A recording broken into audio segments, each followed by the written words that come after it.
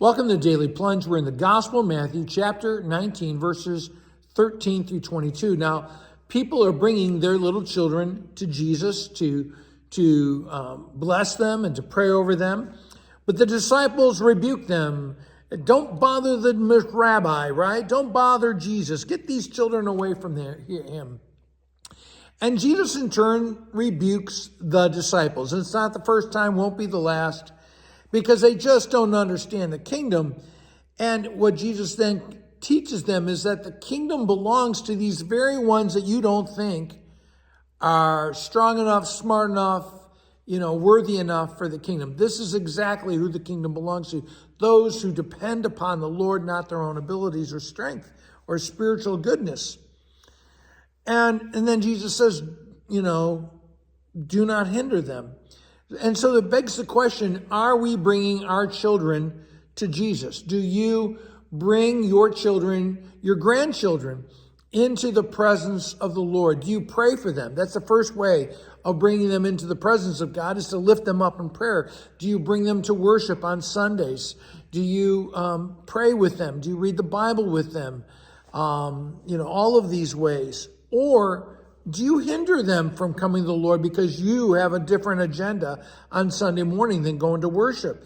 Do you not deny actually the spiritual inheritance that belongs to them? Because Jesus says this. He says the kingdom of heaven belongs to these children. And so it is our responsibility. Now, going on from there, Jesus has a rich man come up to him, a young rich man. And he says, what good work must I do? What must I do to obtain eternal life? And, what do you do to take eternal life out of the hands of God? I don't know. Well, he says, well, why do you ask me? Jesus says, about what's good. There's only one God, only one who is good, God the Father, right? If you want to enter the kingdom, if you want to enter life on these terms, based on the law, then you have to keep the commandments. Well, then he wants to bargain, and he says, well, which one of the commandments? And then he goes through the second table of the commandments, or some of them, don't murder, don't commit adultery, don't steal, don't lie, don't give false testimony, honor your father and mother. And then the paraphrase of these, love the neighbor as yourself. And, Jesus has said this to him, only the second table. And the guy has this humble brag. Well, I've kept these all from my youth. I've kept them all with other people. And the question is, do you keep the first three commandments? To love the Lord your God with all your heart, mind, and soul, and worship no other God or idol? Do you honor God's name, that you use it only for a name of praise? And do you honor the Sabbath? He doesn't even mention this.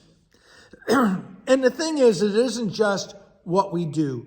It's our heart. It's our attitude. It's our thoughts and our words. Do these betray the sin that is within us, right?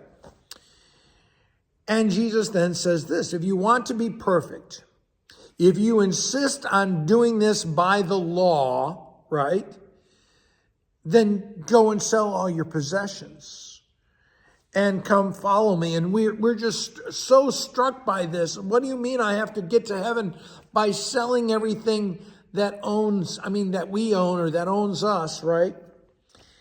And that statement accuses us because we are owned by our possessions. And it disheartens us because we would have to make ourselves vulnerable and to truly trust in God. And that's why it shakes us to sell all we have. But you know what? We're going to go in. We're not going to take anything with us into heaven. And that's what Jesus is saying. Get rid of everything and cling to me, and then you'll have treasure in heaven. Thanks, friends. Have a blessed day.